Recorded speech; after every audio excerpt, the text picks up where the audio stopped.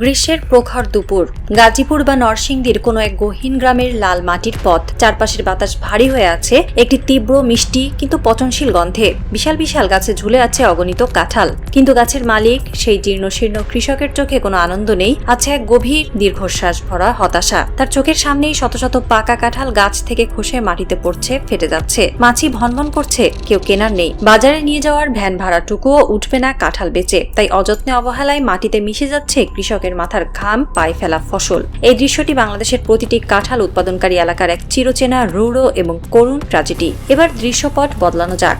1000 kilometre দূরে চীনের Shanghai বা বেইজিং এর কোনো এক চোখ ধাঁধানো শীতাতপ নিয়ন্ত্রিত মেগা সুপারমার্কেট। সেখানে থরে থরে সাজানো আছে প্যাকেটজাত কাঁঠালের কোয়া, কাঁঠালের চিপস আর জুস। দাম শুনলে যে কারো চোখ কপালে উঠবে। চীনের উচ্চবিত্ত এবং মধ্যবিত্ত শ্রেণীর ক্রেতারা ট্রলিতে ভরে কিনে নিয়ে যাচ্ছেন এই ফল। চীন বিশ্বের সবচেয়ে বড় কাঁঠাল ভোক্তা দেশগুলোর একটি। তাদের এই বিশাল ক্ষুধা মেটানোর জন্য তারা ভিয়েতনাম ও থাইল্যান্ড থেকে প্রতি বছর বিলিয়ন বিলিয়ন ডলারের কাঁঠাল আমদানি করে। একদিকে আমাদের দেশে মাটিতে পড়ে পচছে লাখ লাখ টন কাঁঠাল, আর অন্যদিকে চীনারা কাঁঠাল খাওয়ার জন্য হন্যে হয়ে খুঁজছে নতুন বাজার। এই দুই মেরুর মাঝখানে দাঁড়িয়েছিল এক অদৃশ্য আমলাতান্ত্রিক এবং লজিস্টিক দেয়াল। কিন্তু সম্প্রতি কূটনৈতিক দাবার বোর্ডে এমন এক চাল দেওয়া হয়েছে যা এই দেয়ালকে আক্ষরিক অর্থেই ভেঙে গুড়িয়ে দিতে যাচ্ছে।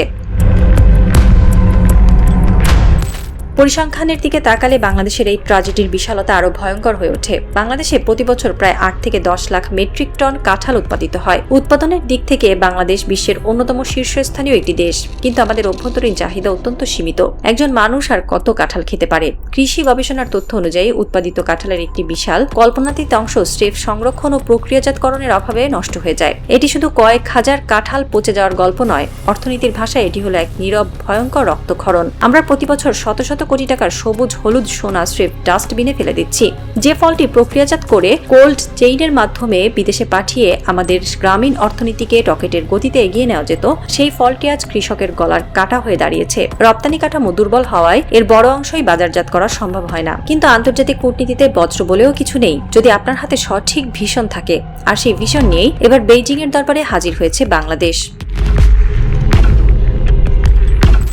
বাংলাদেশ থেকে কাঁঠাল আমদানিতে চীনের আগ্রহ নতুন কিছু নয়, কিন্তু সাম্প্রতিক সময়ে দুই দেশের বাণিজ্য আলোচনায় বিষয়টি এমন এক অবিশ্বাস্য গুরুত্ব পেতে শুরু করেছে যা আগে কখনো দেখা যায়নি। প্রধানমন্ত্রী তারেক রহমানের সম্প্রতি চীন সফরের মেগা প্রকল্প, যুদ্ধবিমান বা ইকোনমিক করিডোরের পাশাপাশি অত্যন্ত নীরবে কিন্তু সুকৌশলে এই কৃষি কূটনীতি বা অ্যাগ্রো ডিপ্লোম্যাসির বীজটি বপন করা হয়েছে। চীন বুঝতে পেরেছে তাদের বিশাল জনসংখ্যার কাঁঠালের চাহিদা মেটাতে শুধু ভিয়েতনাম বা থাইল্যান্ডের উপর নির্ভর করে থাকা কৌশলগতভাবে বুদ্ধিমানের কাজ নয়, তাদের সাপ্লাই চেইনকে ডাইভার্সিফাই বা বহুমুখী করতে হবে। আর ঠিক এই সুযোগটি লুফে নিয়েছে ঢাকা। চীন যদি বাংলাদেশের কাঁঠালের জন্য তাদের বিশাল বাজারের দরজা খুলে দেয়, তবে তা হবে বাংলাদেশের কৃষি অর্থনীতির জন্য এক অভাবনীয় যুগান্তকারী রেনেসা। অর্থনীতিবিদদের মতে চাহিদা সম্পন্ন এই বিশাল বাজারে প্রবেশ করতে পারলে বাংলাদেশের কৃষকদের আয় রাতারাতি জাদুর মতো বেড়ে যাবে।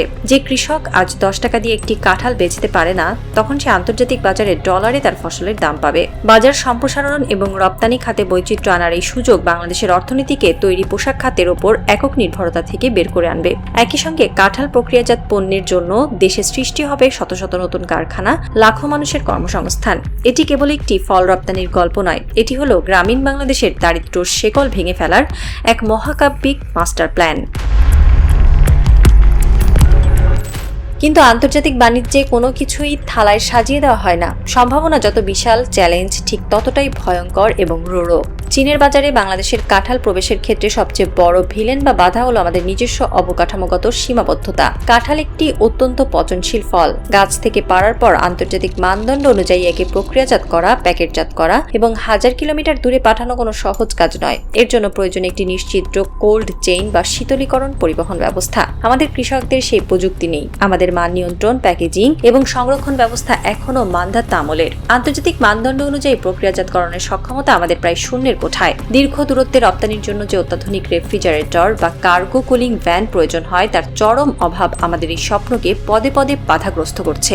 এই সীমাবদ্ধতাগুলো কি এমনি এমনি তৈরি হয়েছে? না। বিগত স্বৈরাচারী এবং দুর্নীতিগ্রস্ত সরকারগুলো মেগা প্রজেক্টের নামে হাজার হাজার কোটি টাকা লুটপাট করেছে, কিন্তু দেশের কৃষিভিত্তিক শিল্পের জন্য কোনো টেকসই লজিস্টিক হাব তৈরি করেনি। তারা কৃষকদের ভাগ্য উন্নয়নের চেয়ে ফ্লাইওভারের কমিশন খেতেই বেশি ব্যস্ত ছিল। আর সেই অদূরদর্শিতার খেসারত আজ দিচ্ছে সাধারণ মানুষ।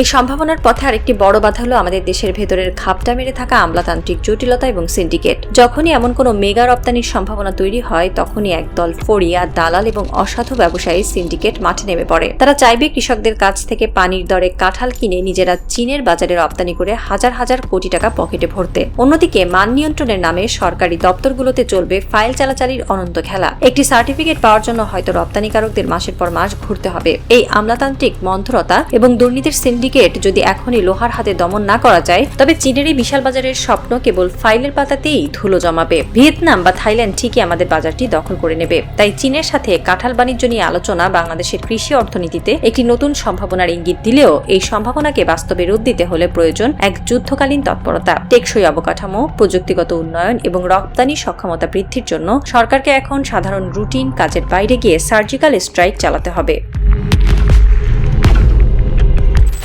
রাত গভীর হচ্ছে। গাজীপুরের সেই লাল মাটির গ্রামে হয়তো জরাজীর্ণ কুড়ে ঘরে ঘুমিয়ে আছেন সেই কৃষক। তিনি জানেন না হাজার কিলোমিটার দূরে বেইজিং এর সুরক্ষিত ড্রয়িং রুমে তার বাগানের ওই পচনশীল ফলগুলো নিয়ে কি এক বিশাল ভূ রাজনৈতিক এবং অর্থনৈতিক দাবার চাল খেলা হচ্ছে। একটি কৃষি কূটনৈতিক থ্রিলার আজ তার সবচেয়ে শ্বাসরুদ্ধকর ক্লাইম্যাক্সের দিকে এগোচ্ছে। দাবার বোর্ডে বাংলাদেশ তার তুরুপের তাসটি চেলে দিয়েছে। চীনের বিশাল বাজারের দরজা আমাদের সামনে আধ খোলা হয়ে আছে। ঘড়ির কাঁটা এগোচ্ছে, সময় খুব অল্প। কৃষি পণ্যের আন্তর্জাতিক বাজারে কেউ কারোর জন্য অপেক্ষা করে না। বাংলাদেশ কি পারবে স্বল্প সময়ের মধ্যে তাদের কোল্ড চেইন, প্যাকেজিং এবং লজিস্টিক অবকাঠামো বিশ্বমানে উন্নীত করতে? সরকার কি পারবে আমলাতান্ত্রিক লাল ফিতার সিন্ডিকেটের বিষ দাঁত ভেঙে দিয়ে কৃষকদের সরাসরি এই বৈশ্বিক সাপ্লাই চেইনের সাথে যুক্ত করতে? নাকি বিগত বছরগুলোর মতোই আমাদের লাখ লাখ টন সবুজ হলুদ সোনা আবার সেই অবহেলায় অনাদরে দেশের মাটিতেই পচে গলে মিশে যাবে? সাসপেন্স এখন তুঙ্গে। এই কাঁঠাল কূটনীতি কি বাংলাদেশের গ্রামীণ অর্থনীতিতে এক প্রলয়ঙ্কারী সাইক্লোনের মতো আশীর্বাদ হয়ে আসবে, নাকি লজিস্টিক ব্যর্থতার কফিনে আরেকটি আক্ষেপের পেরেক হয়ে থাকবে? অপেক্ষা কেবল আগামী দিনগুলোর, কারণ ইতিহাসের এই নতুন অধ্যায়ে যুদ্ধ কেবল সীমান্তে বা আকাশে হয় না। আসল যুদ্ধটি হয় দেশের অর্থনীতি আর কৃষকের ঘাম বাঁচানোর ময়দানে। আর সেই যুদ্ধে জয়ী হওয়ার জন্য বাংলাদেশকে এখন দৌড়াতে হবে সময়ের সাথে পাল্লা দিয়ে।